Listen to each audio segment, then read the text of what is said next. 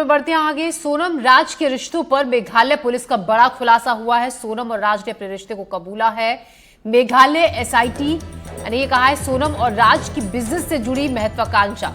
ये बातें सामने आई हैं। प्यार और बिजनेस की हत्या की मुख्य वजह बना एसआईटी ने ये कहा। एसआईटी की जांच में ये बातें पता चली हैं। मेघालय एसआईटी ने सोनम के नार्को टेस्ट से इनकार किया है। इस वक्त की बड़ी खबर। तो मेघालय एसआईटी ने सोनम के नार्को टेस्ट के लिए इनकार किया है। सोनम राज के रिश्तों पर मेघालय पुलिस का बड़ा खुलासा। सोनम और राज ने अपने रिश्तों को कबूल किया है। तनुश्री हमारी सहयोगी इस खबर पर ज्यादा जानकारी के साथ जुड़ रही हैं। तनु, एसआईटी ने ये साफ कहा है कि सोनम और राज ने अपने रिश्तों को पूछताछ में कबूल किया, और क्या क्या अहम खुलासे इस मामले को लेकर अब किए गए हैं एसआईटी की तरफ से? देखिए, सोनम मामले में जो है शिलोंग एसआईटी टीम लगातार पूछताछ कर रही है। वही अब जो जानकारी सामने आई उसमें मेघालय पुलिस ने ये साफ कह दिया है कि सोनम और राज ने जो है अपना रिश्ता कबूल लिया है। और इसी के साथ अब जो ज्वेलरीज की बात सामने आ रही थी लगातार कि ज्वेलरीज कहाँ है, किसके पास है, उसमें भी पुलिस ने ये बोला है कि अभी तक ज्वेलरीज जो है वो नहीं मिली है। वही जो 3 आरोपी जो अभी गिरफ्तार किए गए हैं इंदौर से, उनके साथ क्रॉस इंटरोगेशन किया जाएगा, उनसे पूछताछ की जाएगी क्योंकि वो भी काफी अहम कड़ी इस केस में शामिल हो सकते हैं। क्योंकि लोकेंद्र से ग्वालियर से जिनको गिरफ्तार किया गया, कोर्ट में पेशी की गई, उसके बाद लोकेंद्र से पूछताछ की जाएगी क्योंकि उनके ऊपर आरोप है कि जो ब्लैक बैग के अंदर सामान था, जो एविडेंसेस थे, लैपटॉप था या जितने भी सामान थे वो उनके द्वारा गायब किए गए हैं। तो आज जो है लोकेंद्र को इंदौर लाया जाएगा और जो क्रॉस इंटरोगेशन है लोकेंद्र, बलबीर और शिलोंग का किया जाएगा। इसके अलावा तनु, बाकी और लोगों से भी पूछताछ में कुछ अहम बातें सामने आई हैं, कुछ और पता चला है?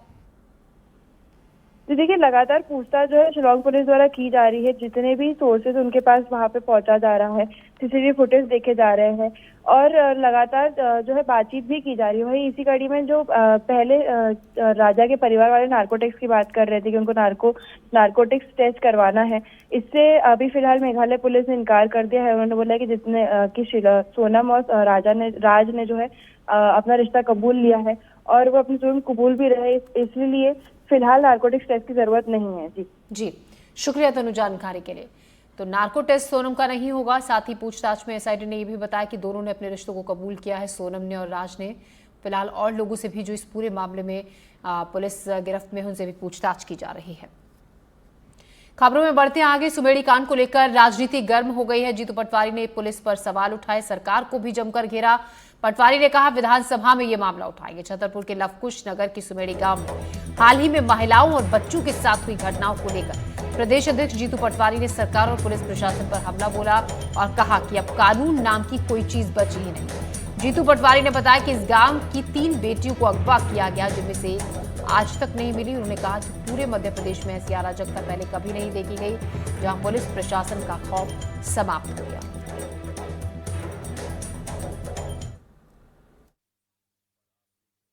अराजकता है जी, कानून नाम की कोई चीज़ बची नहीं है। 3 घटनाएं इसी गांव की, सुमेड़ी की, 3 बेटियों को अलग अलग तरीके से अगवा किया गया। आज एक बेटी है, एक आज तक नहीं मिली। एक के घटना पूरे मध्य प्रदेश और पूरे उत्तर प्रदेश में पता चली। ये इस तरह की अराजकता इससे पहले कभी देखने को नहीं मिली।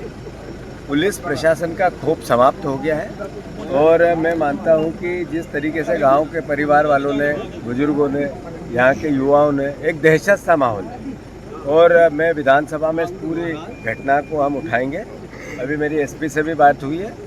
पुलिस प्रशासन का रवैया अपराधियों को मदद करने का हो गया, जो सबसे दयनीय है। और सत्ता में जो लोग बैठे हैं वो ऐसे कामों को प्रश्रय दे रहे हैं। जो यहाँ के जनप्रतिनिधि हैं उनके करीबी बताए जा रहे हैं ये सब लोग, उनकी शय बताई जा रही है।